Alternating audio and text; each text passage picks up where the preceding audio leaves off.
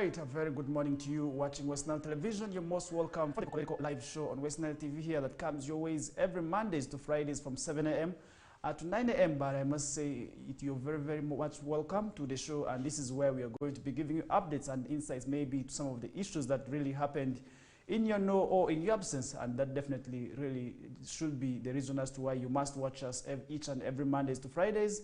And I must also hope that you had a fantastic night, and definitely we are already here to take you through from the hour of 7 until the hour of 9 a.m. It's a great pleasure. My name is Farish Majid, remember, and this is the Kokoliriko live show. So many things happened yesterday, I must tell you, and we are all going to be unfolding that on the show here. But really, to begin with, the Barifa Stadium saga, which has always been there for quite some time, seems not to be settled yet. And yesterday there was a stakeholder consultative meeting, and this is where a lot of things really happened.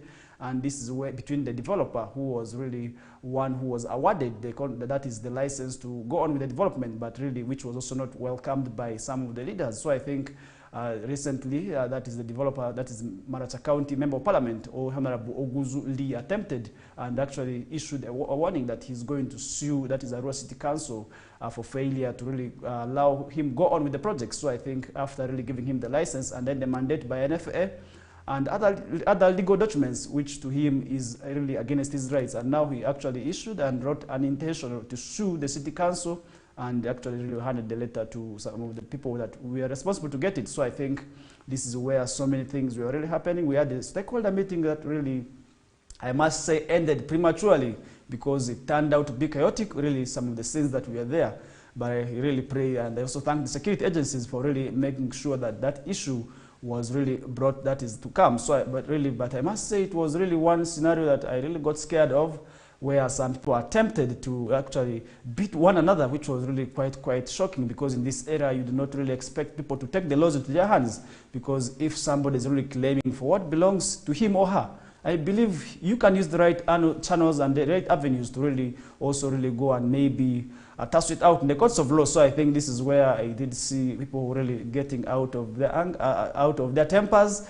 But I must say all that is just emotion, maybe anger sometimes, where so many things were said, really utterances were made, which to me was also not welcomed. So I think this is where we had so many issues, and really, if you really saw what happened during that meeting, I must say this was a stakeholder meeting that really brought in so many people, inclusive of the former leaders who were in attendance, where we did have representatives from NFA. We also had the developer, that is Honorable Oguzuli, together with this team, and they were actually sitting, and they really came for this meeting. And then the city leadership was also in attendance. This was actually organized by them. So I think this meeting that brought in so many people, the clergy, and not forgetting the business community, plus other stakeholders who are really following up on the issue of, that is Barifa forest land that was really supposed to be developed into the ecotourism city, which was really something that the developer actually was following up on. So I think this is something we are still following up on, and this is an issue that has always been there. But I must tell you, what really transpired there must be something that is regrettable. But really,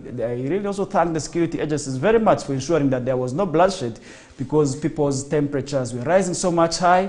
I also want to thank the leaders for moderating that meeting quite leniently, because for not ensuring that there was bloodshed, because really if there's bloodshed, the community members who came, we are really very much charged, and you could really hear from the submissions, and before the developer even summarizing or finishing up with these remarks, as he was still removing papers and evidences to justify why he entered there, and one reason as to why he's there. And there was actually this arose anger among some people, and now what made things worse is the submission by the representative of NFA, which was really something that angered people, and really they wanted to punch one another. We could see people pinpointing each other. But I think it is very much important for you to really have a look at what maybe happened there with your own eyes, and then we shall be able to also really expound more, because so that you can understand what is really behind the Barifa Forest Reserve, which was really also part of which was really supposed to be given out and to be developed as an ecotourism city.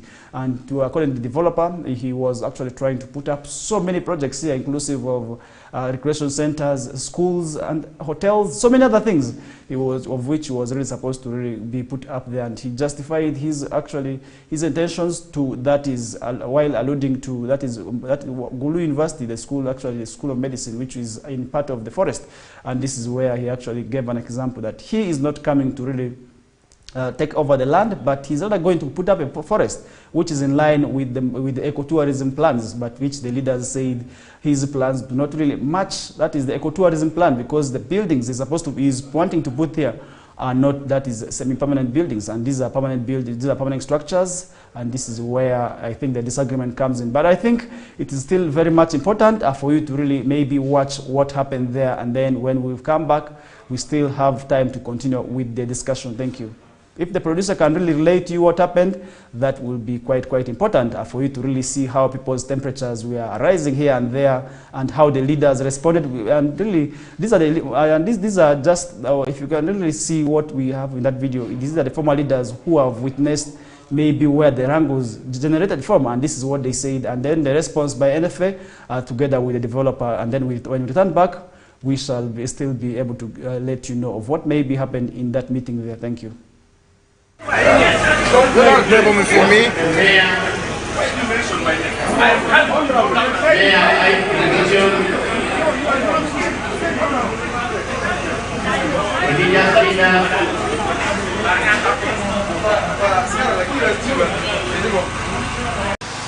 Now, NFA,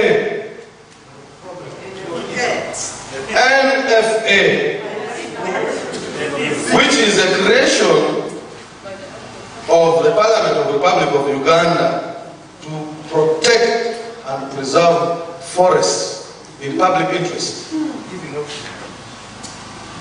The ones based in Arua seem to be accomplices in wanting to illegally or to maneuver legal establishments for individual benefits, which this community will never accept.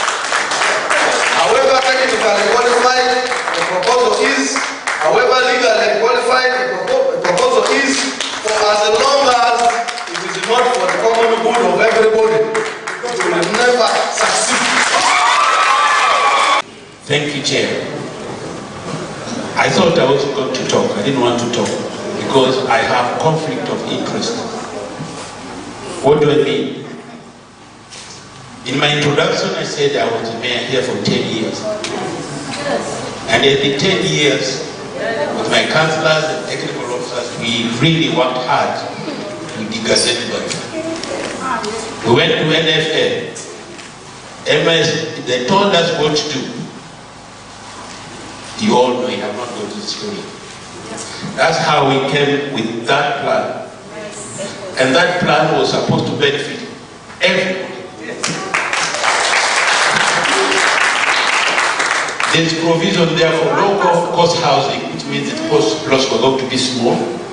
Medium-cost housing, which means the plots will be a little bigger.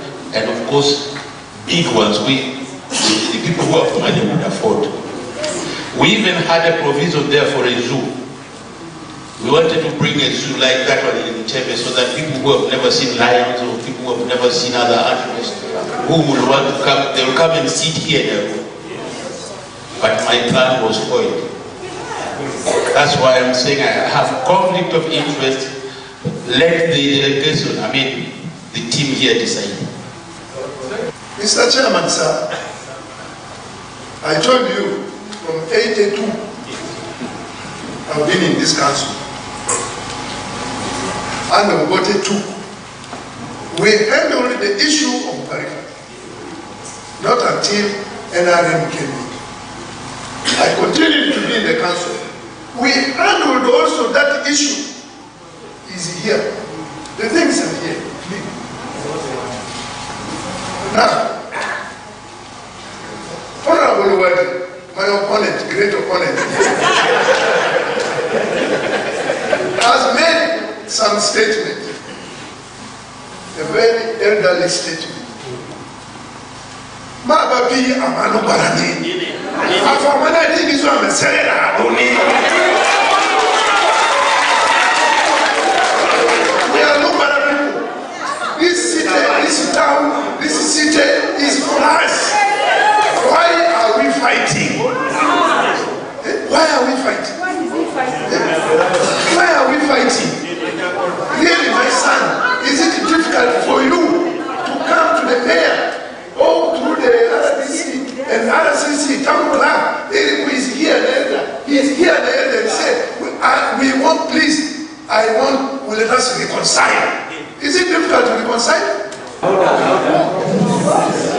as we are working, we must follow the law. Let us follow the law. NFA was mandated to do its work by the National Construction Plan Act of 2003. Whatever we are doing, we are within the law.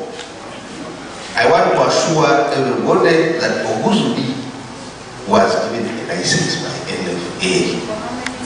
That one we should not debate about. He was given a license to develop part of Barifat. Now, I want to put this one clear. NFA advertised. It was put in papers. Every people to public to apply. People have applied and were given. And you see here we are looking at reality. There are so many private people who applied, who were given land in the body for itself. By private means. They are there. Now that is one. Two, I wanted to react on the issue of saying that it is only Aruba that was advertised in Barifa. That is wrong.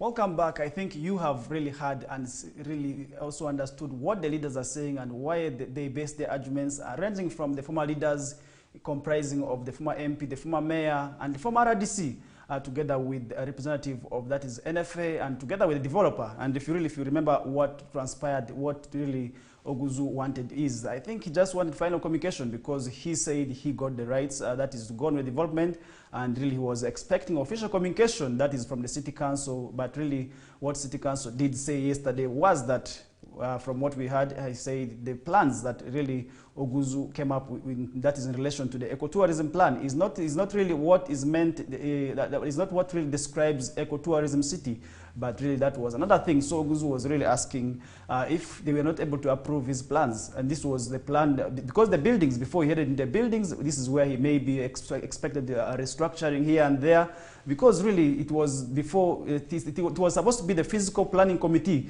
that was really supposed to first approve this plan, then the building, that is building committee, will then really also take it over from there, and this is where the buildings will be rejected. But rather the permission that was really first supposed to be given was supposed to be by, that is the physical planning committee, not the building committee. But really what he said is, here he was not justified enough. So I think he said this is where he expected that building committee to really issue these complaints of the buildings, or maybe the type of structures that are supposed to be put there, but rather not really ensuring that it is the physical planning committee, because the physical planning committee has not yet approved these plans.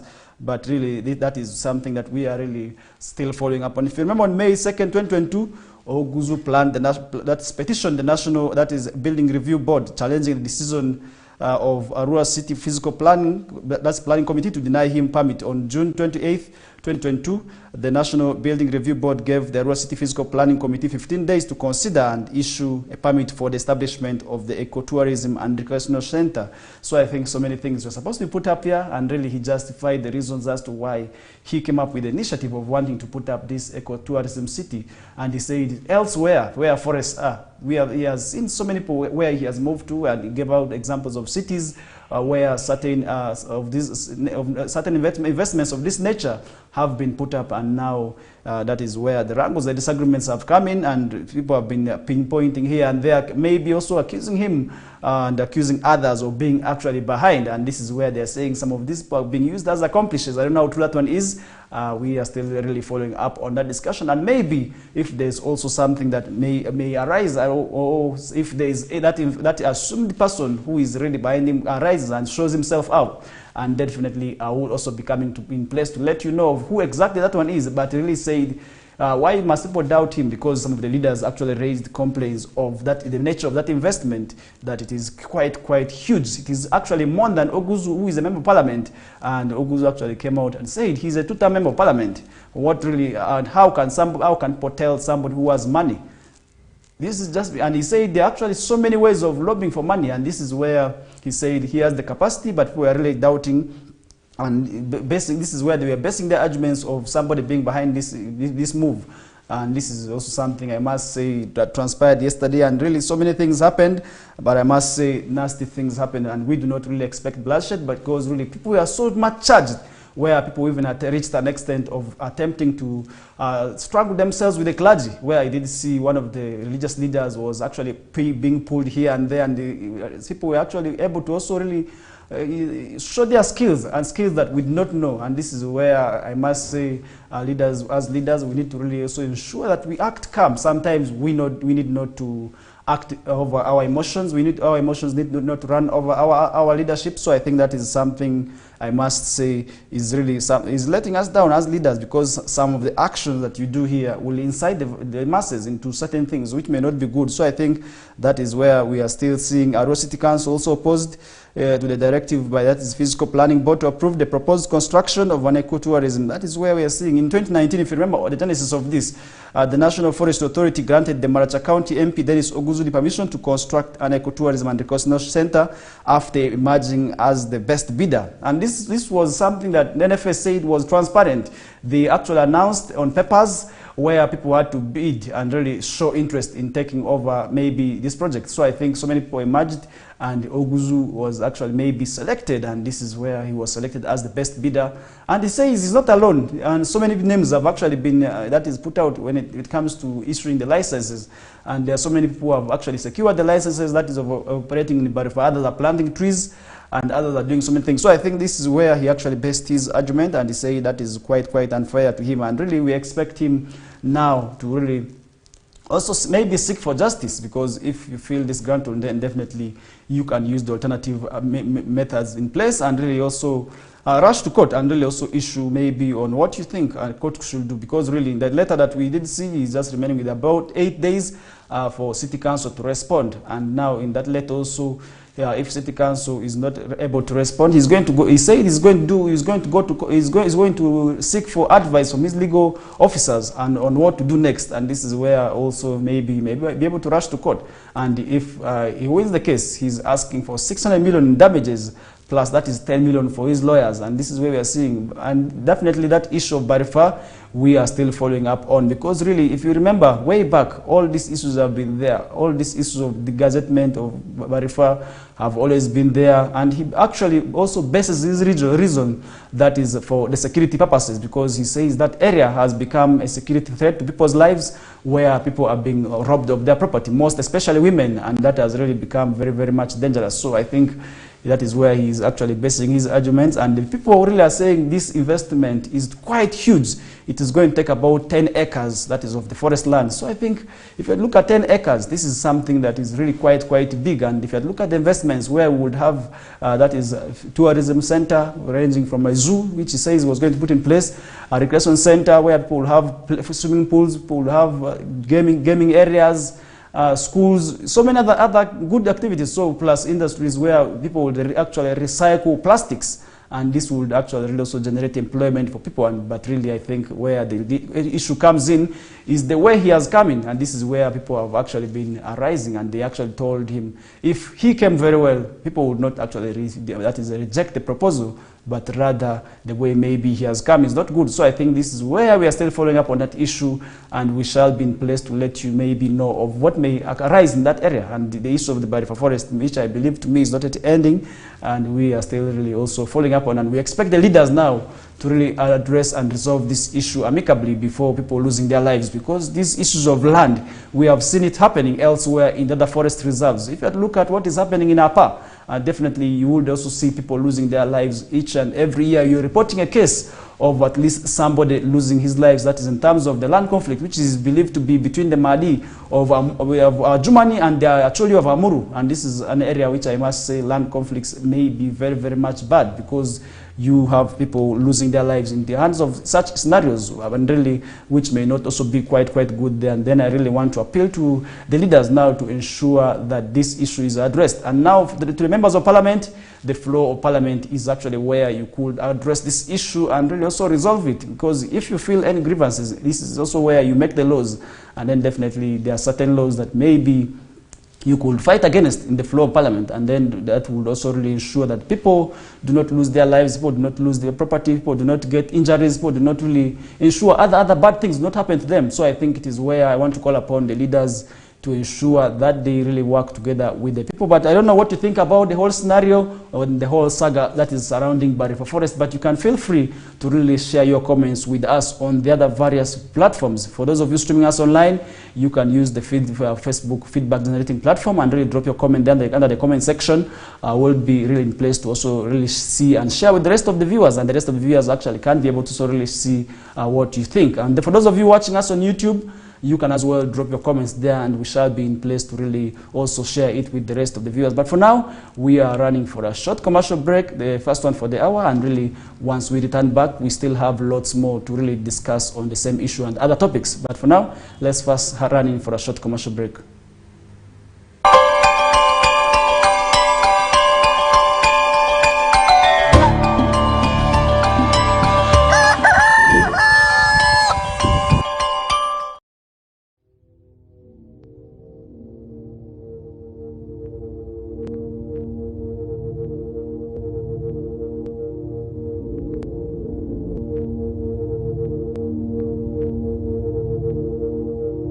West Nile TV, lighting up the region.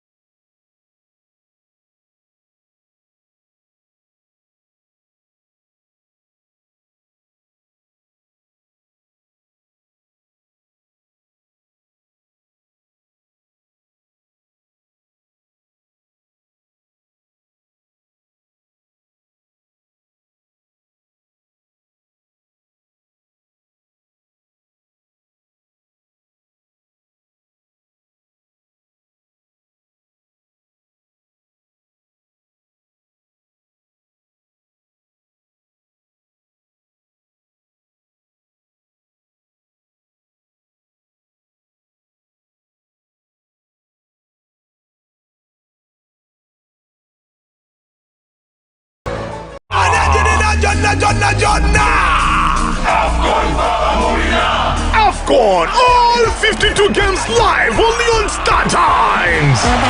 StarTimes brings you Africa's biggest football tournament, AFCON 2023 live in English and Luganda commentary. Starting January 13, don't miss Mo Salah, Sadio Mane or Nana. Lead the hunt for gold as they take center stage. Renew your StarTimes subscription today and enjoy all 52 matches in HD live on Sports Premium and Sanyuka Prime. StarTimes, the official broadcaster of AFCON 2023.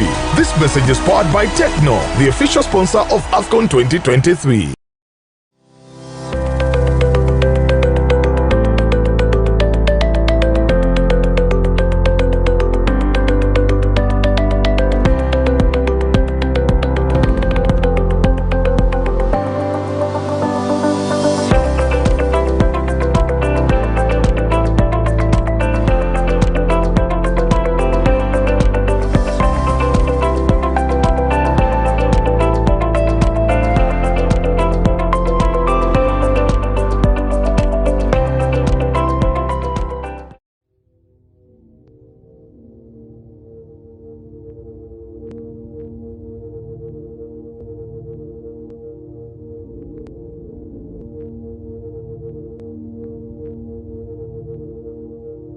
West Nile TV, lighting up the region.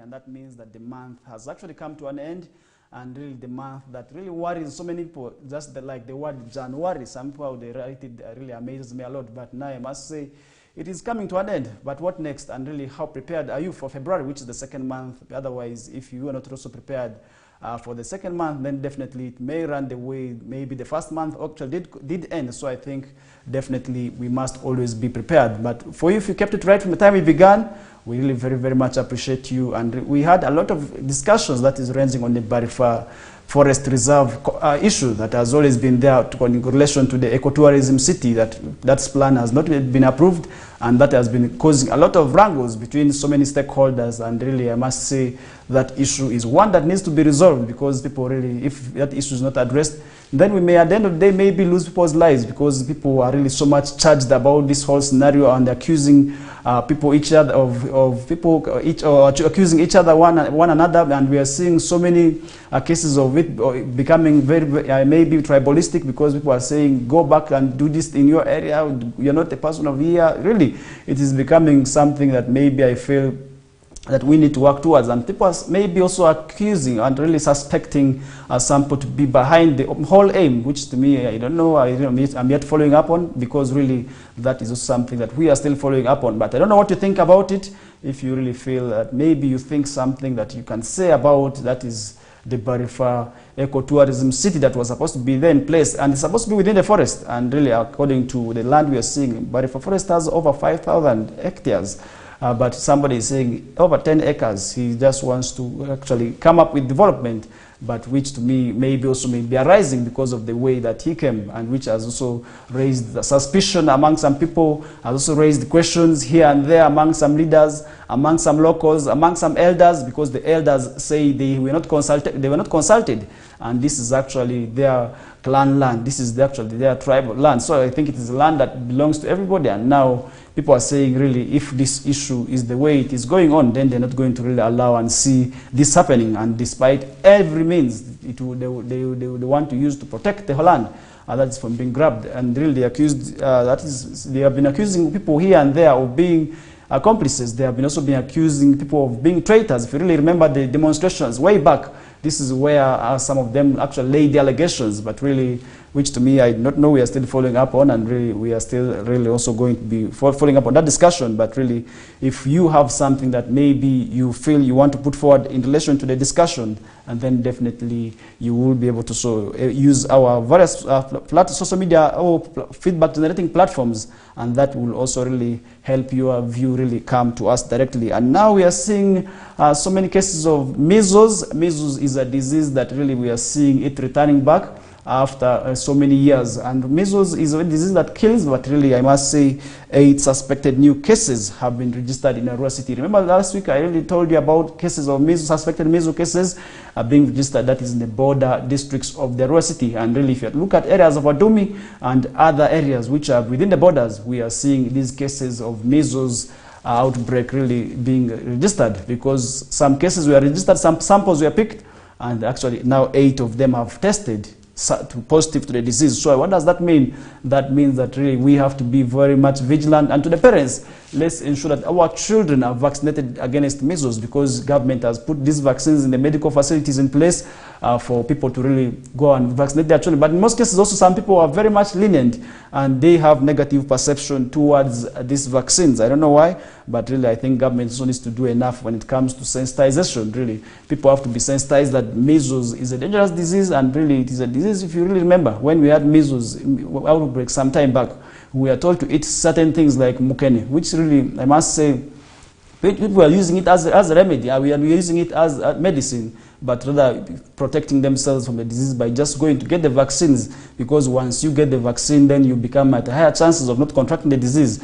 So I think this is also something that where I feel we need to really let our people know of, because that disease, if it is not controlled, it is a contagious disease that can spread from one place to another, and really among the people, among children, which is who are more vulnerable to this disease. So I think measles is a disease that really parents need to protect their children from, because if it's not controlled, then it may have negative or bad impacts on the lives of the children. So I think for you to waste money on that is on treatment, it's rather you protect yourselves and you protect your children by simply going to the nearest medical facility and having them vaccinated against the disease, and that would actually really ensure that they are protected.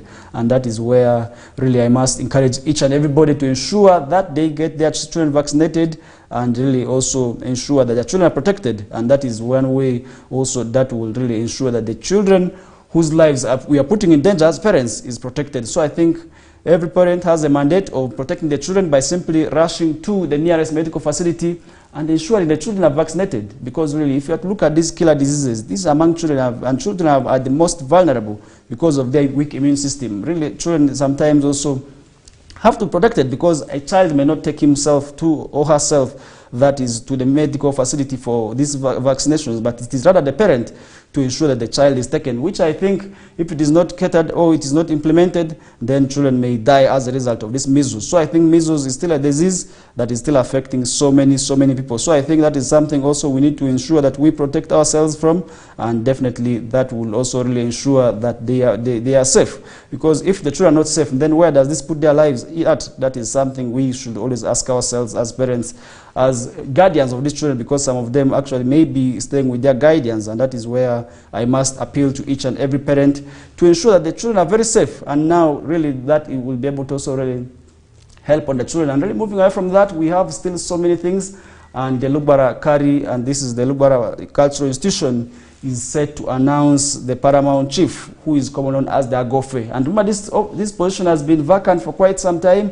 And now today, on the 31st of January 2024, according to the Lugbara Kari Prime Minister Ismail Tuku, they are set to really make pronouncements of the next king. But now really, who is that next king is the question we are asking ourselves. I think definitely we shall be able to sort of bring them after the pronouncement of the next king, and we look forward to really bring the king here and really also tell us maybe what strategies they use, and then maybe what's the way forward and what lies ahead of him, because really as the Paramount Chief, I believe you have a lot of things to do, and then definitely that will really also really help improve on that is the safety of the people, because really as you as the leader, definitely you have a big role to play, that is in terms of bridging the gap between the locals here and there, because you as the chief, you are taken as to be the big man as the king, because your voices can also sometimes be very much louder, and then that is some of the leaders. So I think the cultural leaders have a great role to play, and when they lead, because to me the position has been very much vacant for quite some time. And remember, the constitution actually was way back also amended. This is where we have seen people raising questions here and there, and questions are suddenly arising as to why that position is still vacant. And some people actually showed interest maybe in terms of also wanting to take over the position, and where we did see others we also did see some small issues, some small ropes being pulled here and there, but really I must say they are now being put aside, and we are looking forward to having the king, because the king has really a lot of importance to the people, because sometimes the voice of the king speaks louder, and this is where some people also want very much to listen to what the king is saying, what he's doing, and that is where I must say we need to really embrace ourselves. We are going to be following up on the issue, and we shall be letting you know of who exactly will be crowned as the next king, because the next king is definitely one that we are looking forward to, because really the positions have been there. And remember, the Lugbara Kari brings in together so many tribes, and also many tribes among the Lugbara have been really brought under the Lugbara Kari. If you look at the different tribes, we are seeing the Teregos, we are seeing the Marachas, we are seeing the Aivus, all being brought together under the Lugbara Kari, which is to me quite good, because that is an emblem of unity, and that is where also peace will prevail, because if these leaders work together, then definitely their subjects also will be able to work together, because having the identity of being Lugbara is something that really must make you proud. But in most cases, some people, once they get the opportunities of moving out of here, and they also go to other places and learn that good English, maybe also learn other post languages, they in most cases also want to really say that they're not Lugbaras. But I must say, if you are a Lubaran, then definitely you must be proud of your ancestry. So I think being Lubara is something that must be treasured, must be cherished, must be proud of all the times, because really, if you have the identity of being the Lubara now, then definitely you must be proud of where you come from. And I think that is where it is quite important for people to really also sometimes identify and relate with their king, who is supposed to be, that is really being told today, because we are, for quite some time, that position, ever since the Agofe died, this position has been vacant. And ever since the death of the king, nobody has actually been able to be appointed, and we do not actually know the criteria, but really we look forward to really bring the officials from there to very soon to also really come and explain to us what criteria maybe they used and who the next king is and what challenges really lie ahead of him. And that is definitely something I must say we are still following up on, and we shall be able to sort of really expound on the discussions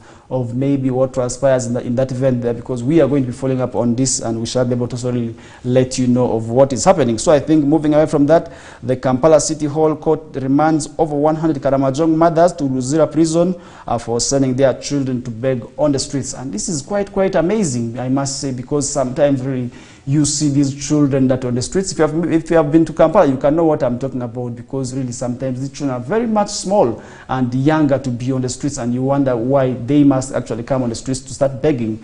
And we do understand that sometimes also these children are being brought by some people. We have had these cases of them actually being brought by some people who actually use them to make money. And really, this is something I must say, it is quite dangerous, because if you look at these children, how they are ferried from Karamoja, sometimes they are put on the buses. We have seen stories, documentaries being aired out on how these children find their ways on the streets, and that is definitely something I must say also we need to really ensure that we desist from, because if it is not addressed, then definitely that is something that we shall be able to really see affecting the nature of the children, because the children, once they start emerging on the streets, their lives become very much dangerous, because they do not go to school. These are school-age going children who are supposed to be in classrooms, but maybe due to the hard economic hardships that is in Karamoja, they find themselves being brought to the streets and start begging, because sometimes now they use the children where people have to get sympathy with the children, because really a child is a child.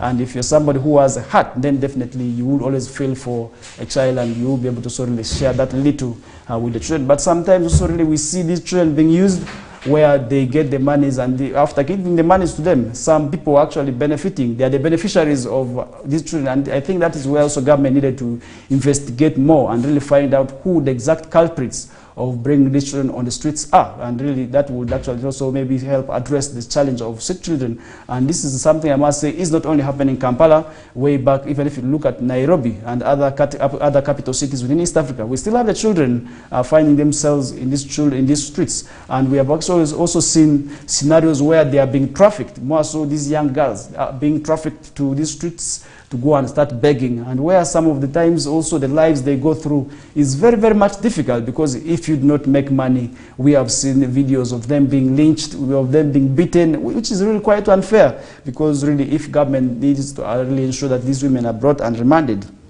that to me is not addressing the challenge, the real root cause of the problem, which to me is the people behind it really ensure that these children find themselves on the way.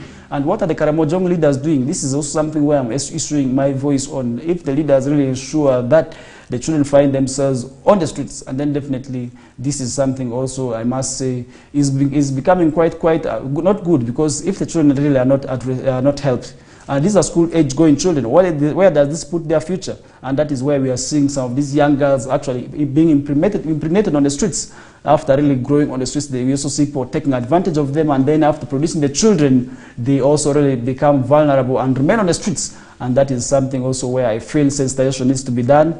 And if this people help, then definitely that may be also really helping them out, because if they are not really helped, then definitely the issues of street children, in terms of stopping it, will still remain a myth, because if that is not addressed, because to me this is not addressing the root cause, remanding these children really to the prison, and then not ensuring that the root cause is addressed is not really something I must say is not good. Because if you look at the streets, these are huge numbers of street children who emerge. And if you are living back in the evening, you see them walking back, sometimes being accompanied by their mothers. You see people coming to pick them. But sometimes you really find the children abandoned on the streets without any help. What if there's any accident, in case of any accident, how does this really affect the children? Where does this put the lives of the children at? This is something also where people do not really ensure that they help. Because if you look at the passaways, the pavements where people walk, you find children being put, these young babies of 1 year, 2 years, are put there to beg. And they are being trained on how to beg, and they grow as beggars, which to me is really quite not unfair, which is quite unfair. And I feel if the leaders maybe through also ensuring the bylaws are fulfilled, this may issue a warning to the rest of the women who would want to come to the streets. And really, to me also, really, I feel if this law is also applied on those people who are actually behind the bringing of the children to the streets, and then that definitely would address the root cause of the whole thing. So I think we would not be talking about these mothers of the children being remanded, because really sometimes they are forced. If you really talk about Karamoja, you will not only expect something good from Karamoja. Definitely the stereotype, the mindset towards Karamoja is always very much bad. If you have to really remember the sayings that people had all over the places, they are saying they are still waiting for Karamoja to grow. They don't know when Karamoja will grow, and that is something that I feel is very much bad, that has always actually made that region to me lag behind in terms of development, because the negative stereotype the people had towards the region is also something that the leaders who are in power currently from that sub-region also needed to address, because they need to actually ensure that there's a rebranding for the whole region, and then definitely that would also really greatly impact on that is service delivery. But really for now, allow me run it for a short commercial break, and this is the Kokoliriko live show on West Nile TV that starts your ways every Mondays to Fridays from the hour of 7 to 9 a.m. and this is where we discuss pertinent issues. Also, we let you update, we keep you updated on some of the issues that may be trending on the various media outlets, for instance, on papers, and also on online. And this is where we discuss and also really give you in-depth analysis of maybe what could be causing some of the issues here and there. And remember, some days also really we bring for you guests and really to also really explain and share their views and opinions on some of the issues that may be of national importance. But for now, really, allow me running for a short commercial break, and when we return back, we shall be able to expound on more topics.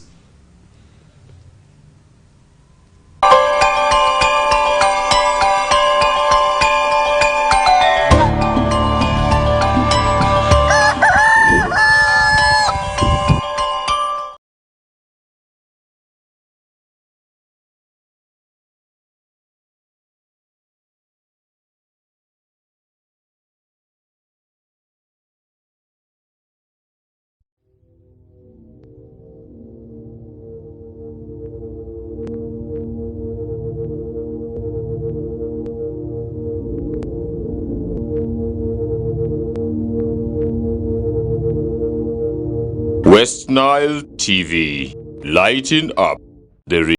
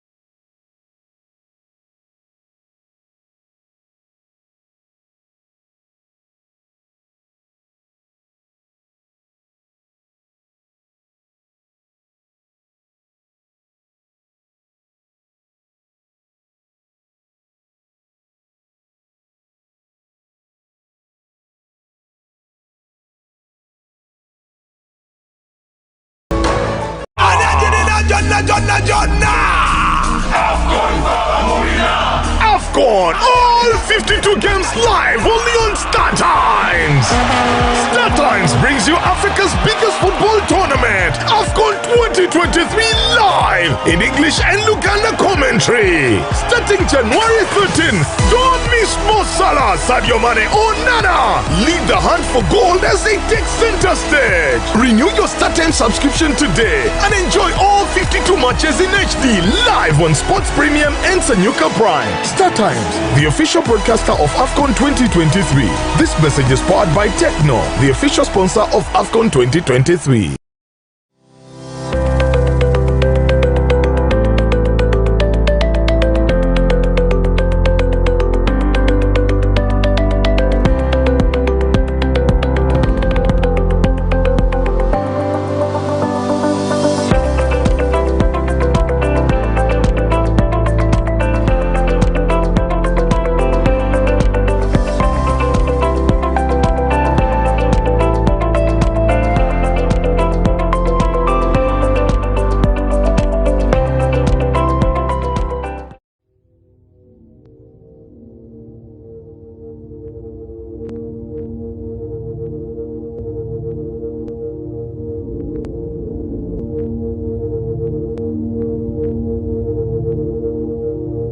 West Nile TV, lighting up the region.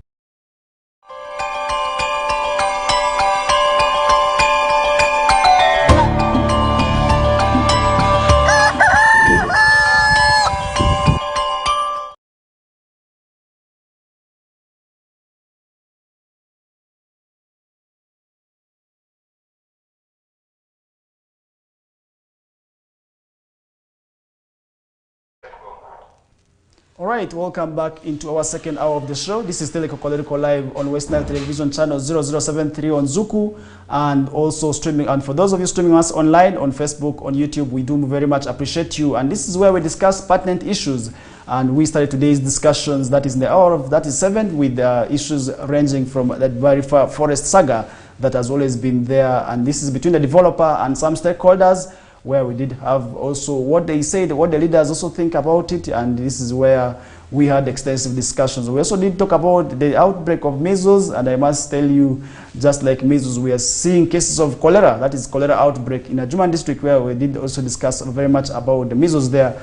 And I must tell you, the measles is not the only disease. We also do have cholera outbreak that is in the districts of Ajumani, where we have seen cases among the refugees who have come in all the way from Sudan. And this is the other Sudan we know, not South Sudan.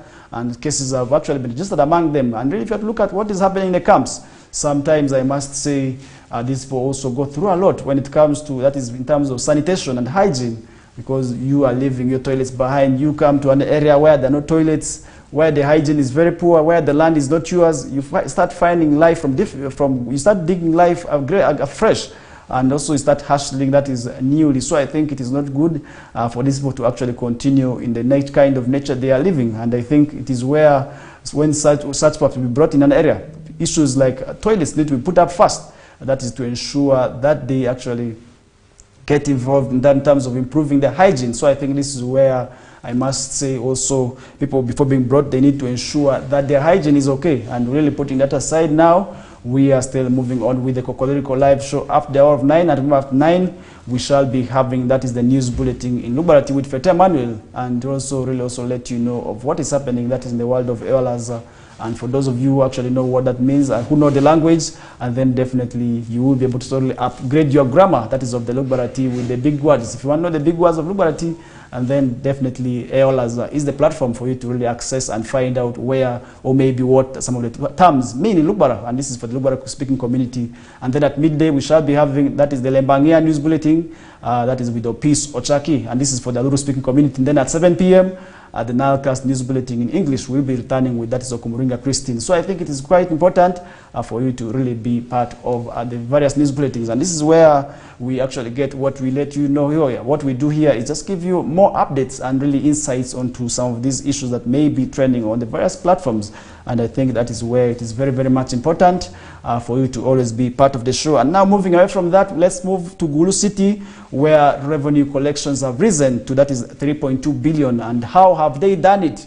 How can the rest of the new cities who are still grappling with, that is, funding, really ensure that they also really rise their tax burden? So I think this is something I must also really ensure that we talk about, because once that is not addressed, then we are still going to be seeing our cities who have really been newly created also grappling with challenges of, that is, limited revenue, low tax base, and which also really affects the development. And now Gulu City is basking in the glow of significant boost in local revenue collection, marking a transition that is from 1.2 billion shillings in the fiscal year, that is 2021-2022, to an impressive shillings, that is 3.2 billion in the fiscal year 2022-2023. And that is definitely where I must say that increase is quite good. We need to also really appreciate it.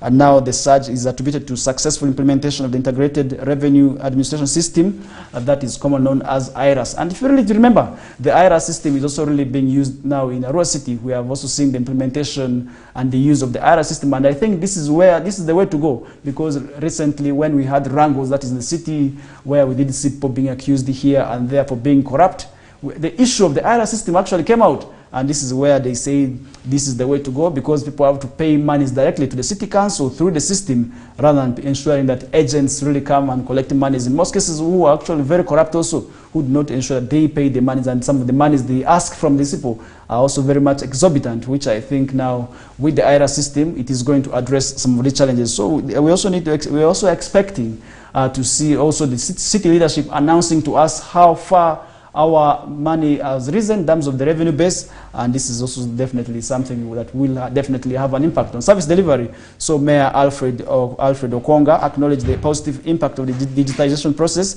stating that the increase is a direct result of the digitization process of local revenue collection facilitated by the Integrated Revenue Administration, commonly known as the IRA system. So I think this is where the rest of the cities also need to emulate and ensure that they adopt the same thing, because issues of revenue base, most of the cities have actually been grappling. We have seen them complaining of low revenue tax base, of limited funding, which has actually been hampering that is service delivery. So with this IRA system, I believe it is the way to go. It is also going to address the gaps that is in revenue collection. However, the fiscal financial success is overshadowed by accusations of fiscal misuse between the Mayor Alfred Okwonga and the division mayors of Badege, Laibi and Pechelaro. And this is also something I must say, these conflicts are always there. We have seen these issues happening here and there. And Patrick Lumumba, Mayor of Badege division, and Geoffrey Otin, Mayor of that is Pechelaro division, have raised concerns about Mayor Okwonga's alleged lavish lifestyle, communication shortcomings and delays in that is releasing locally collected funding, leading to unhealthy working relationship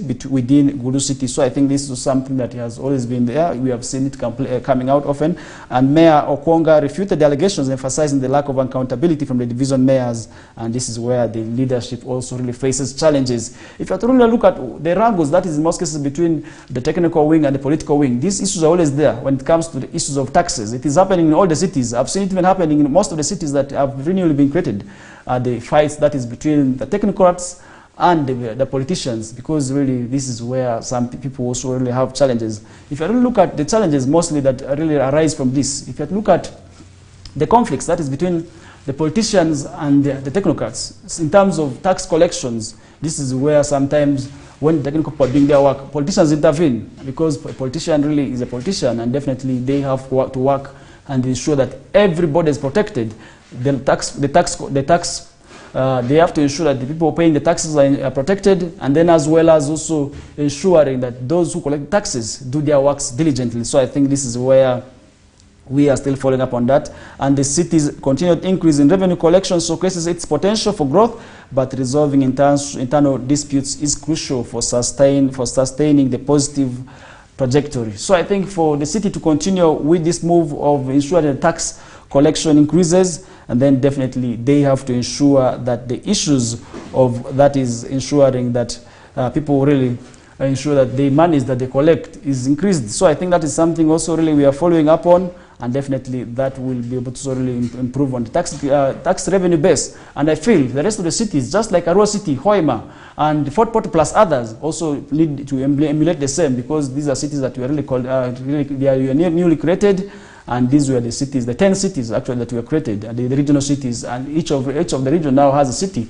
And Gulu is the one for actually sub-region. And if you come to West Nile, we have a city. So all these have to ensure that they grow. And once they grow, they make each and everybody from that sub-region proud. So I think it is where we are still following up on. Hoima district struggles with revenue shortfall as Gulu City is increasing, that is the revenue tax base. Hoima is really struggling with revenue shortfall. So Hoima district, a historical region, is grappling with economic challenges, facing severe financial crunch, hindering its ability to meet the demands of its local population. The district leaders expressed deep concerns as the current revenue collection falls short, barely covering 10% of the required funds for essential services. So I think Chairman Uthman Mugisha emphasizes the gravity of the situation, stating that they are struggling to offer desired services and the current revenue targets are insufficient to meet the needs of their community. So I think this is also where revenue collection is good, and this is where we have to tell people to really ensure they pay their taxes, and for places that really have smuggling quite huge, and then this is where they may not be able to so meet their demands on their plans or their goals of ensuring that there's an increase in terms of tax collections, because such issues where people dodge taxes really become quite difficult, and this is where they may not be able to register these dreams of them getting the monies. So I think it is timely for the rest of the districts, also the cities, really to ensure that they sensitize the locals to ensure that they fulfill their mandate of paying the taxes, because this revenue you're talking about comes from the taxes directly from the ones people pay. And remember, it is your mandate as a citizen to always really ensure that you pay taxes. But once the relationship between the tax enforcement bodies and the locals from whom the money is got is usually not quite good, this is where we are seeing wrangles or killings happening here and there, just like of recent, where we did witness one of the persons that is from Madokolo losing his life and others getting injuries, that is to the errant behavior of UPDF officers attached to, that is URA, who are doing their mandate, which is to collect taxes. So I think ensuring that the gaps and the loopholes in terms of tax collections are not there, but really if you look at areas that have smuggling very much, then the tax base is usually low, because this smuggling promotes, that is people running away from taxes, and where we also have cases of where people are exempted from paying taxes, which to me is really quite not good, and some also under declaring the investments is usually also another challenge that really affects tax collection. So as a business person, you should need not to really ensure that you under-declare yourself, under-declare properties, and then definitely that will also really put challenges of people really ensuring they pay their taxes timely. So I think that is something I must also really talk about for people to really ensure that they actually get the monies. With the creation of various administrative units, including Chukube district and the recent establishment of Hoima City, the district has lost crucial revenue streams linked to oil activities, sugar factories, Bugoma Forest, and Lake Albert. So I think this is where the issues of resource sharing comes very often, and once these districts are created, some of them move away with their natural resources, and this is where it also really weakens their economy. So I think if you look at Arua City, when Arua City was created and Arua District was actually left there, Arua City moved with some of the resources which Arua District would actually share, and this definitely means that monies that they used to get will not now be got. It is now going to the newly created administrative unit, and that is where some of the issues also in relation to administrative units that are newly being created is not quite good, because it moves away people's resources, and definitely that also really affects the tax or the revenue base for these new cities. So I think that is something I must also talk about, and I must tell you that if people do not really ensure that they pay their taxes, then definitely issues of people paying or issues of government getting the monies may become very much difficult, because the local governments we are talking about is where they get the monies and really also transfer the monies to the central government, and this is actually the consolidated fund, and this is also where they have to really get back the monies and use it for development. But me, I have a feeling if these local governments were actually supposed to get their monies and ensure that they plan for the monies and use them very well, because before really transferring it, and Parliament has to allocate, sometimes the process is quite long, and the money is actually returned, that is to the consolidated fund, without some of these districts or these cities sometimes also really using this fund. So I think it is high time, if this law is amended, for the local governments to really collect their money and also budget for their monies, then definitely that to me would also really improve on service delivery. So I think that is something also I must tell you is still happening, and we are still following up on that, and that definitely also will be able to also really let me know of what is happening, and that definitely also really is something that we are still following up on very much keenly. So I think it is timely. It is also very good for people to really ensure that they really be in the know of what is happening. So really, for people who are in these local governments, you need to ensure that paying the taxes to your districts or your cities is something that you do, because these monies are the ones that are going to be used for providing for you the necessary services. If you look at the social services that we are talking about, quite often the monies actually really come from what we are talking about. So I think that is something also really I must tell you, if it's not addressed, and then definitely that will also really not ensure that really these issues are addressed. So I think that is something I must also really encourage each and everybody to ensure that they work towards, and then definitely that will also really ensure that there's development, and development is something that really I must also say will steer up the growth of this city. So I think just like these cities, the rest of the districts can actually emulate the same. We are talking about Hoima district.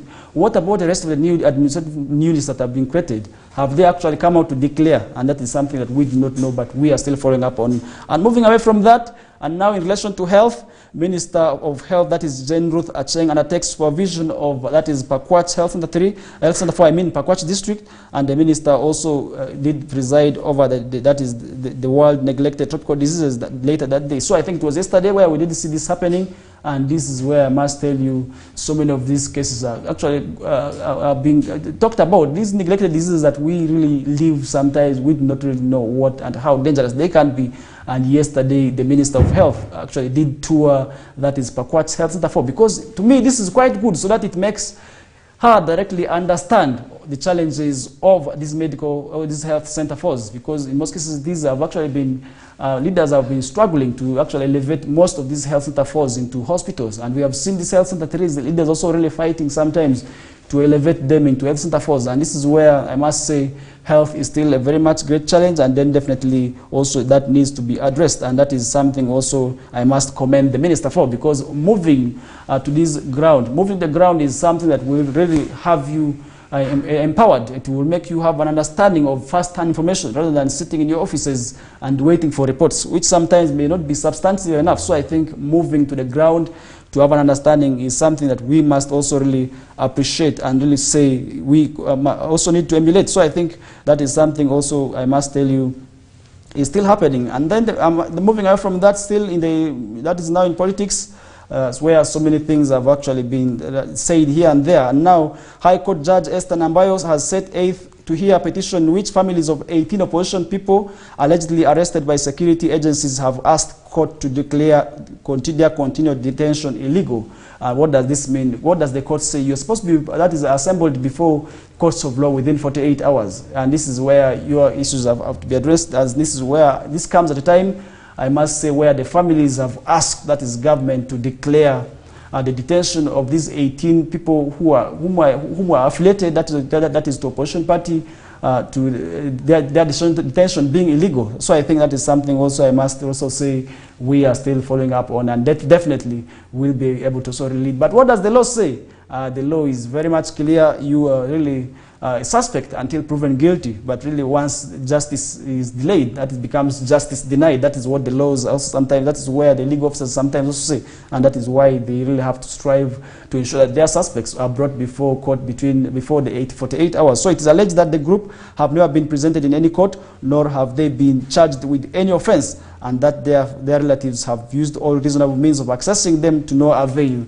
Really keeping these people really within the prisons or within the cells without ensuring that they seek the legal advice or the legal necessary help is really something is also against their rights. And now these people and their families are saying, let government actually call this as illegal, because they are staying within the prisons and without being brought before court or before being presented before any judges, and the offenses of which these people are serving are actually not known. Then definitely that is also against their rights. So I think these families are right to also ensure that they demand for the right that they deserve. So I think through their lawyers of PACE advocates, the group of Opposition National Unity member party platform members is now seeking the declaration that the continued incommunicado detention of the 18 people by state agents is unlawful and constitutes a violation of their fundamental human rights as per, that is the 1995 Constitution, which is actually the law that governs this country. So I think for that they seek an order of compensation for breach of their rights and payment for general and punitive damages. So I think these people are really demanding also government, just before their issue being that is referred to as illegal, now they are demanding also for compensation, that is for the breach of their rights and payment for general and punitive damages. So I think the 18 missing persons are listed as joint complaints with 12 of their spouses and relatives in the case filed that was on January 30th at the Kampala High Court against the Attorney General. The 18 missing persons are John Bosco Chibalama, John Damulira, Shafik Wagolo, Martin Lukwago, Michael Semudu Musisimbowa, Vincent Nalumonso, Dennis Zimula, Muhammad Kanata, George Kasumba, Moses Babazi, Yuda Sempija, and many others. So I think this is where they are really demanding, and they're saying they need to also really ensure that they get help, that the help that they deserve. The relatives, and now the relatives who are really demanding for this are saying they need to ensure that these people's rights are really held, because once this is not addressed, then definitely that is something that is really against their rights. And now court is yet to summon the Attorney General to file a defense that is in the matter. Opposition National Platform claims that the majority of the missing persons were abducted before and during and after the 2021 general elections. And really during election period, well, this is where we witness challenges of abductions happening here and there, where we see threats, and then which threats have actually been emerging. And yesterday, even during that meeting that was for the stakeholders to discuss about, that is the Barifa Stadium saga, people actually came out and said their lives have been in danger. People, they have been receiving threats from unknown people here and there. And this is where I don't know where this comes in, and the politicians really issued and said their lives are actually in danger, and people are after their lives, and they are issuing them strong warnings. But I must say that is something also really we are following up on keenly, and we shall be able to also really let you know of what is happening, and that definitely will also really resonate to what you know, because really if people are being kept that is in prisons for more than what is expected, what does that really mean to their rights? That is something definitely I must say should be condemned, because the courts and the laws are clear. The 1995 Constitution is very clear. You have to, once you are arrested, you become a suspect until you become guilty, until you are still a suspect, and where a court has to really prove beyond reasonable doubt that you are guilty, that is when you are convicted and sentenced. But really you also have to be presented, that is before court, that is you have to be presented that to court before, that is 48 hours, and that is definitely also something that people need to ensure that they work towards, because if that is not ensured, then definitely people's rights may be infringed on. So I think it is something that we really also need to ensure that we talk about, and we are talking about taxes really. Smuggling is really a great challenge, where we did see URA impounding vehicle, that is a vehicle with oil, cooking oil, that is in Nebi. So I think this is something also really I must say, being by the nature of our country, which is having so many porous borders. If you look at West Nile, most of these districts are actually bordering two countries, that is the Democratic Republic of Congo and South Sudan. And this is where smuggling is very, very much high. And due to the nature of our borders, which are quite porous, we see people very much engaging in, that is smuggling. And this is where we did see URA enforcement officers in Nebi who seized over 3,000 liters of cooking oil that had been smuggled in from the Democratic Republic of Congo. And now the 200 jerrycans of Nzuri cooking oil were impounded in the wee hours of Saturday morning at Nyaravuru Trading Center. The cooking oil is one of the most smuggled commodities that enter Uganda through the different porous borders, according to Pakwach's enforcement head. The team received that is intel about that is a trader loading smuggled cooking oil from the Democratic Republic of Congo. He planned to enter Uganda via Parombo using night cover. So I think this is where smuggling also is quite hard in our region, because this will also really may be able to also really use night. And this is where I must say issues of smuggling have always caused challenges between people here and there, and ranging from cases of where we see whistleblowers being attacked, because sometimes this information was actually leaked by a whistleblower, because this is where we did see somebody older from Ariwara actually also really leaking this information. And I think URA now needs, what does that mean to the surveillance team of URA? It means that there's still gaps in terms of really curbing the issue of that smuggling, because really ensuring that people are used as whistleblowers may not work, because it is causing even more people, because people are becoming suspicious of one another because of these issues, and which to me also may destabilize society, because we have seen cases of people being beaten because of being suspected as as whistleblowers to URA. So I think URA also did that, and we recently, during one of the engagements, they actually said it, and last year, if I am to remember, last year but one, is it? Yes, they actually said it, that if you as a whistleblower, you can actually be paid, and there's some little amount for you when these things are impounded. And this is where some people have actually been taking advantage of that, but of which that has also had negative impacts on their lives, because once people suspect you, and then definitely people may not want to associate with you and the society once they start dissociating themselves from you, and then definitely that is something I must say may not be quite good there. And the registration number UBL for you was fully loaded and was impounded at about 3:50 a.m. and this is according to information team actually said. And now smuggling is an offense according to the East African Community Customs Management Act under Section 200, and this is what the law says: a section who commits this offense is liable on conviction to imprisonment for a term not exceeding 5 years or to a fine equal to 50% of the dutiable value of the goods or both. And remember, we are talking about this. Additionally, the owner of the means is in conveyance used in smuggling is liable to, that is fine not exceeding US$ 5,000. So I think this is also where smuggling also needs to be cut down, because recently we did see that is a truck also loaded with cigarettes that is in Nansana, about so many cartons of cigarettes also being impounded, and this was actually after they failed actually to convince, that is the enforcement officers, with 10 million, and now the cigarette, which was quite a huge, around 70 million, which according to information we received, was actually impounded. And now where next does this go? This is also something I also want to really expect explanations from, because in most cases, once these things are impounded, we expect them to be auctioned, just like motorcycles. In most cases, we see these motorcycles being auctioned at the end of the month, and where it is announced, people have to bid for them. And this is also, is this the same case with other commodities? That is something definitely we are yet following up on. And I must say that issue is still really going on, and issues of smuggling is something that we must desist from if we are to ensure that there's development. And then definitely that will also really not be quite good, because if that is not addressed, then definitely that will also really not be quite good there for the development of this place. Because if we are to ensure development, and then definitely we have to ensure that we address such issues. We leave issues of smuggling. We must desist from smuggling at all times, and then definitely that will be also really something that we must really also ensure that we talk about. And moving on, we still have so many issues. And remember, yesterday we did have stories running here of where the Deputy Speaker of Parliament was actually forced to apologize for leaving the burial of, that is fallen Member of Parliament for Dokolo, woman Member of Parliament for Dokolo, that is Honorable the late Cecilia Ogwal, before actually burial. And we did see MP for Tororo, that is Sarah Opendi, actually coming and proposing the motion and asking Parliament and forcing the leader to actually apologize, which he did so. But really that also goes back, and really if you are going for burial, what time are you supposed to leave? Because according to the information we get, he said he had an engagement, it was a meeting, and then a meeting also really wedding plus other engagements, which really could not allow him ensure that he fulfills and waits for the full member of Parliament to be buried, which actually did not go well with some of the legislators who really also expressed their grievances and really asked him to apologize, and he did so. So I think that is something we are following. But as leaders now, that goes back.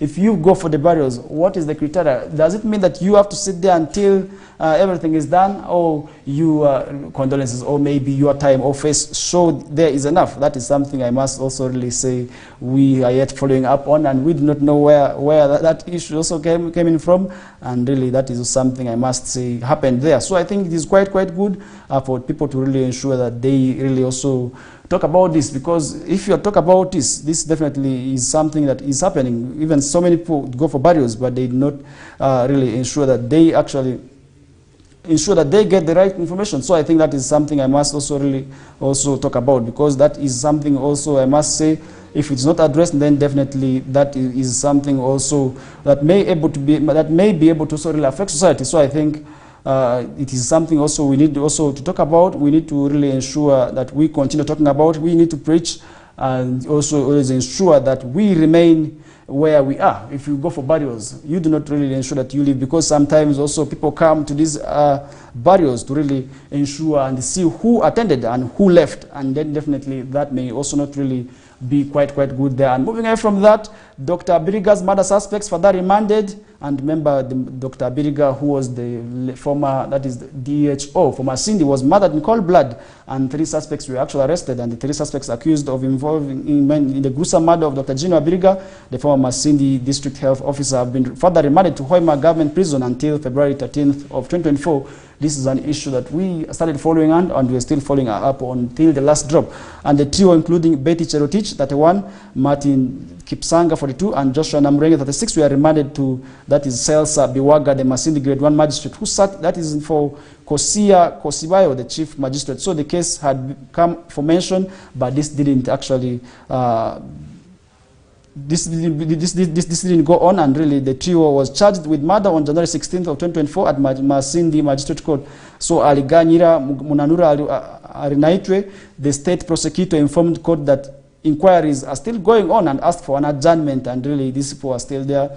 But we need to also ensure that people get justice where necessary, and really we ensure that if they murdered him, they need to be sentenced and brought to book earlier on, so that people know how many years maybe they were sentenced. The trio allegedly murdered Abirigo on January 7th, that is of 2024, at his home, that is in Kijura North Central Division, Masindi. His body was discovered about 50 meters away from his home with deep cuts on the neck, the back, and the abdomen. So I think police preliminary report also, the investigations carried out by, that is the Criminal Investigation Directorate in coordination with regional police teams and the flying squad, uncovered the sinister plot that unfolded in multiple stages. Investigations further indicate that the motive behind the murder was rooted in marital discord, jealousy, and suspicions of infidelity. So I think this is where people also need to really act on really the emotions. You need to control your emotions, because if you are killing one another over certain issues, then definitely where does this really put the lives of the other? Because you are killing somebody who has families to look up to, you are killing somebody who has other responsibilities over him,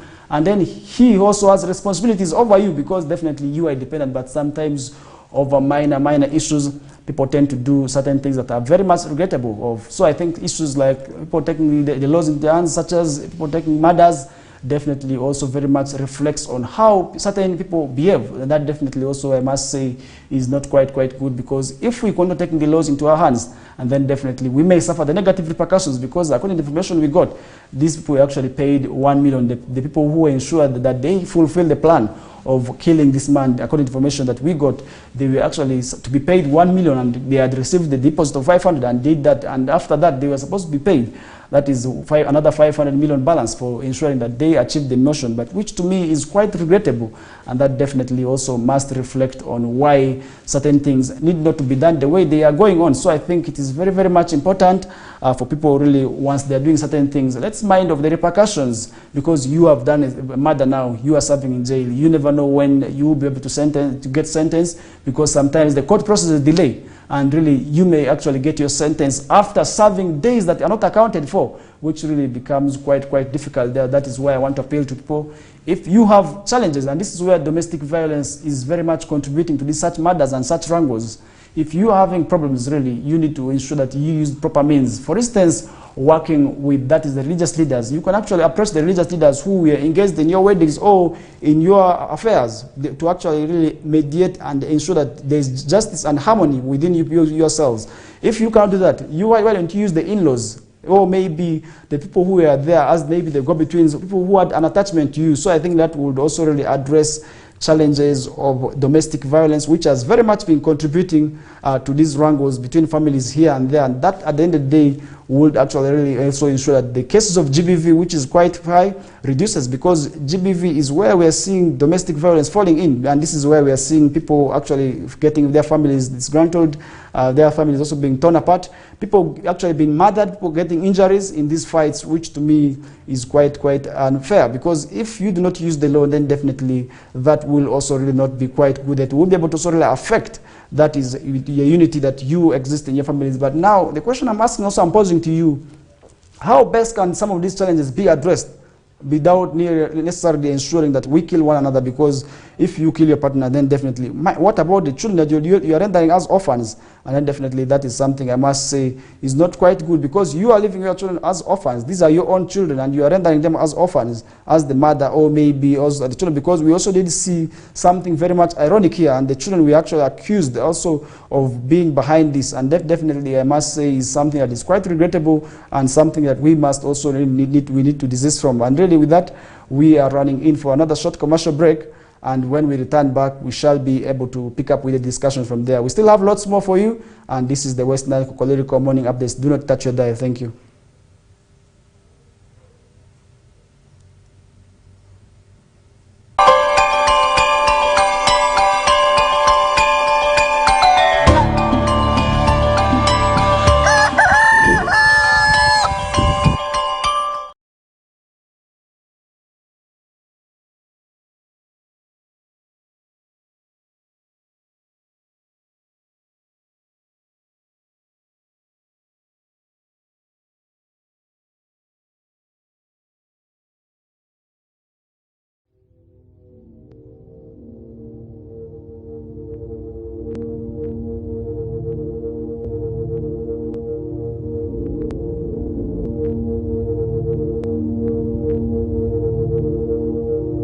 West Nile TV, lighting up the region.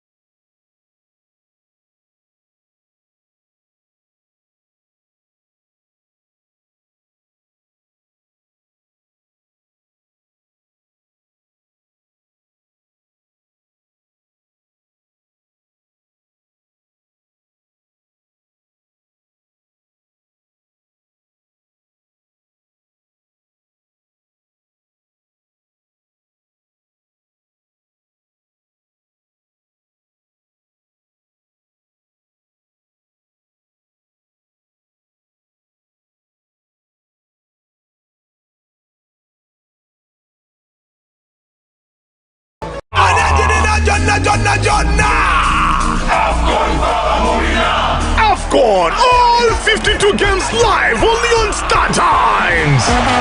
Star Times brings you Africa's biggest football tournament, AFCON 2023 live in English and Luganda commentary. Starting January 13, don't miss Mo Salah, Sadio Mane or Nana. Lead the hunt for gold as they take center stage. Renew your Star Times subscription today and enjoy all 52 matches in HD live on Sports Premium and Sanyuka Prime. Star Times, the official broadcaster of AFCON 2023.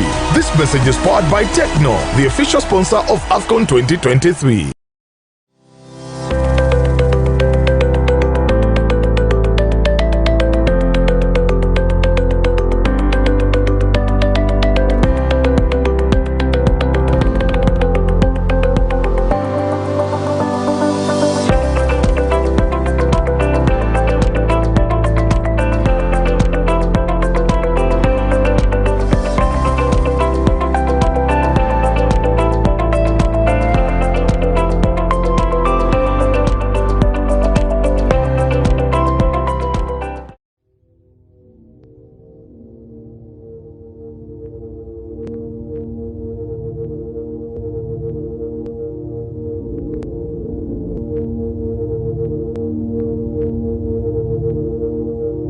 West Nile TV, lighting up the region.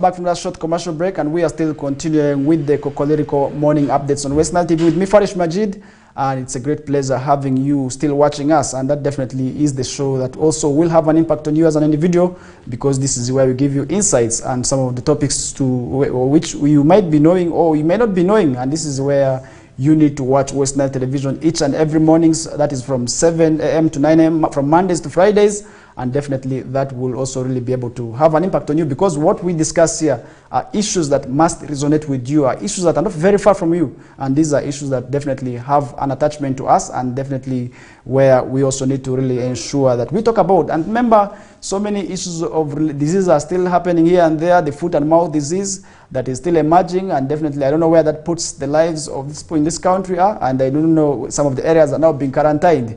And now issues are ranging, that is in terms of meat prices, are also being affected here and there, because the foot and mouth disease very much affects cattle, and definitely that will also really ensure that there is an increase, that is in terms of meat prices. And then that question that we are always asking ourselves, where does this really have an impact? And then where will it cost? And then how will it also impact on the final consumer, that is of the products that come from these animals, for instance, the dairy products, and for the factories that are actually getting milk from certain areas, they have been bad, they have to change and now move into other areas, most of these areas that have these diseases. So I think that is something that we really need to ensure that we protect ourselves from, because sometimes also the meat that we consume here comes from these areas that may be affected, and definitely we need to protect ourselves, and where we buy the meat from is also something that must be also ensured that we take care of. And once we are consuming the meat, at least let us ensure that we protect ourselves, we preserve the meat through other means, let's dry it up, and then definitely that will also really have an impact on, that is really also affecting the service delivery, and that is something also really in terms of health, because if you do not protect yourselves from health and you contract the diseases, then it is going to be a burden of the government. So I think it is very, very much important for people to always ensure that they protect themselves, because people love meat, and definitely if there's any function and there's no meat, people usually say it's not a function, and really we are putting a discussion on hold, and we shall be able to really expound more on that discussion come tomorrow. And really today is the Wednesday edition with me, Farish Majid. We still have lots more, and really heading to Jinja, where lack of city mortuary is hampering Jinja Hospital's operations, and definitely that is also another story, because really mortuaries are quite unique, because they have to ensure that these bodies are kept very well. And even if you come to Oro City, I must tell you the mortuary there is not in that good status, and to me, which needs to be uplifted, because the status of it is not quite good, because it is very, very much bad. It is looking very bad, because really you put such a body in that area which is not looking well, and then definitely people are coming to actually see where their body is coming from. Also really this may make their feelings, which may also be very bad to arise. So I think Jinja City is lacking its own mortuary for handling dumped bodies and remains of accident victims, in addition to unclaimed, that is, corpses before they are picked up by police. So I think, for instance, accidents that happen along the Jinja, Iganga, Jinja Kamuli and Jinja Njeru highways often leave several unclaimed bodies in their wake, which are later taken to Jinja Regional Referral Hospital mortuary by police, depending on that is the proximity of the crash scene. So I think this is something we are saying, because as accidents, usually accidents often claim so many lives on daily. So if you have to really look at how many people lose their lives on daily basis,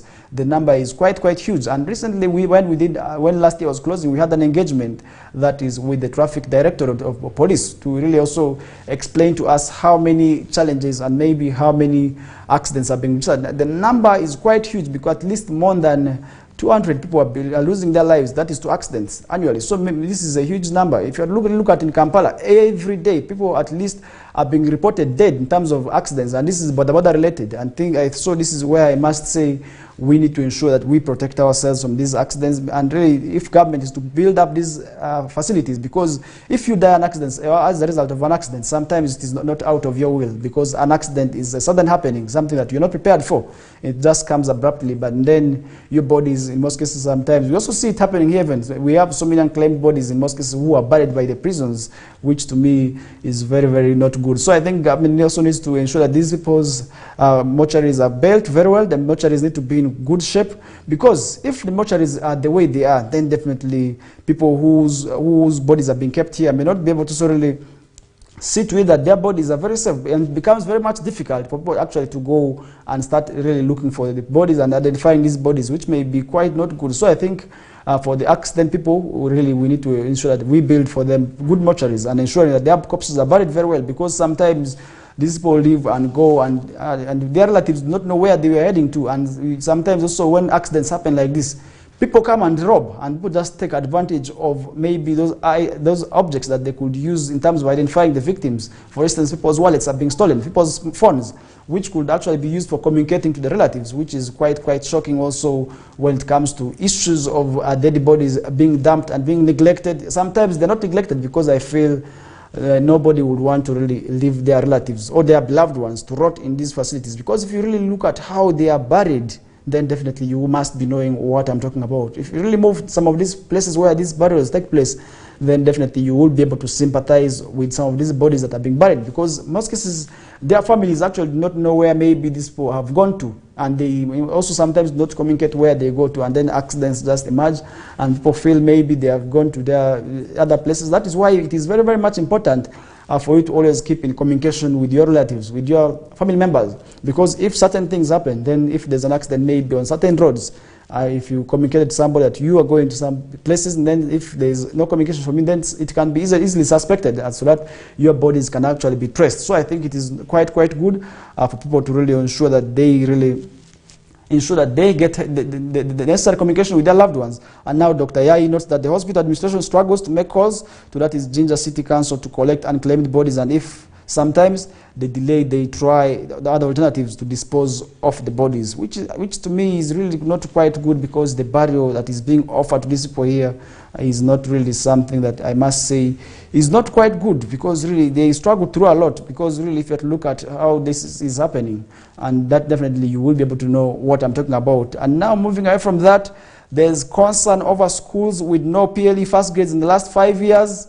And this is where also this comes as the result of that is recently released the PLE results, where some districts actually performed very poorly. I must say this because really some of our districts, actually one of our districts from Western Sub-Region was among the least performing districts in the country, and this is at county level. And really something I must say did not make us proud as from this region, as from this district. Definitely we must say that we need to work hard, and as stakeholders we need to ensure and find out what exactly is wrong, and maybe where was the gap in terms of ensuring that most of these learners perform. Because if you look at the recently released PLE results, 88,000 learners failed, and really most of these are actually that is above the primary age, and the above that is 15 years. And most of them actually the children maybe who came and with COVID, they were home, and then they came back to really sit for these exams, and they have failed. Where does this actually put their stake is something that we also need to really very much follow on, because you are looking at 88,000, and then definitely that is a huge number whose fate remains unknown. But I must tell you, these children will actually maybe go back and resit, because there's no age. I believe issues of age can always be there. Age is that's a number, because you can go back to school and still resit, and then at the end of the day you may pass, because it may not, it could have been that was not your time to really pass, or else if you cannot go back, you still need to continue with education, maybe in terms of really emulating the technical schools that are really embracing the technical schools that are around, because these are skilling schools that are very much in place. If you know how to read and write, then definitely you should be able to so join these technical schools, and that definitely will also really have an impact on you, because if that is not the case, then definitely you will be able to really suffer. That is when it comes to issues of attending education, because we have a number of schools that have stayed for 5 years. And this is where I must say we stakeholders need to really up their games. I've seen a school, I will not mention the name here, one of the schools within the city actually that spent 13 years without actually securing a first grade, but where we did see the OBs and OGs reuniting, this school actually within the city was able to secure one first grade. And I want to appeal to the stakeholders and thank the OBs and OGs of that school for ensuring that their dream and their reality of ensuring that their learners pass is a reality, because really 13 years without a first grade is quite huge.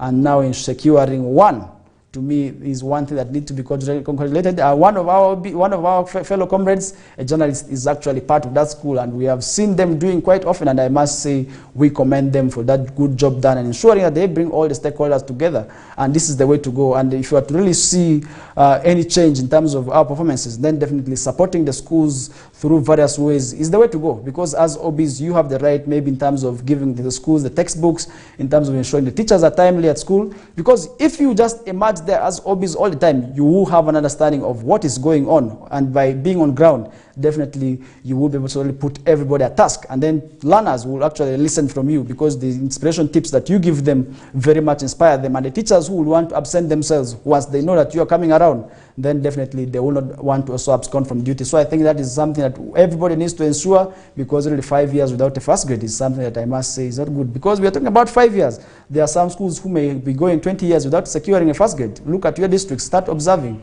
and then definitely you will be able to really know what I'm talking about. And dear viewer, with that, we are coming to a closer of today's edition of the Kokoliriko live show. Today is the Wednesday edition, and today is also the 31st of that is the last day of the month of January, and we are already in the middle of the week, and that must be an indication to you maybe in terms of how you are progressing and how you are laying your plans. And with that, really, we come to a closer of today's discussion, and in a special way I want to thank you, kept it right from the time we began until this hour of the morning. And from me to you, have yourselves a good day and a nice time. Continually watching West Nile Television. I'm out.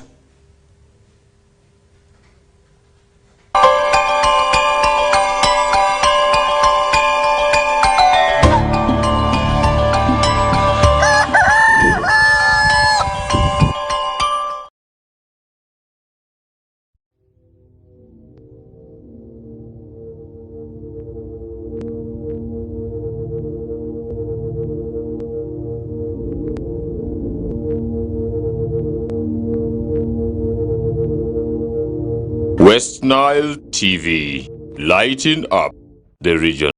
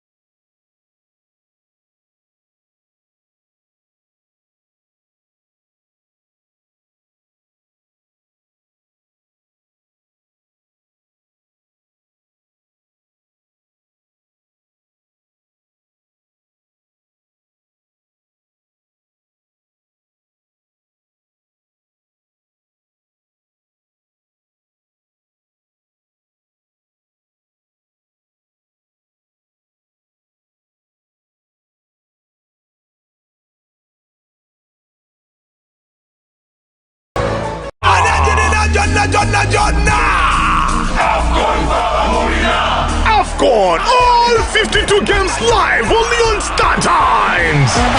Star Times brings you Africa's biggest football tournament, AFCON 2023 live in English and Luganda commentary. Starting January 13, don't miss Mo Salah, Sadio Mane or Nana. Lead the hunt for gold as they take center stage. Renew your Star Times subscription today and enjoy all 52 matches in HD live on Sports Premium and Sanyuka Prime. Star Times, the official broadcaster of AFCON 2023.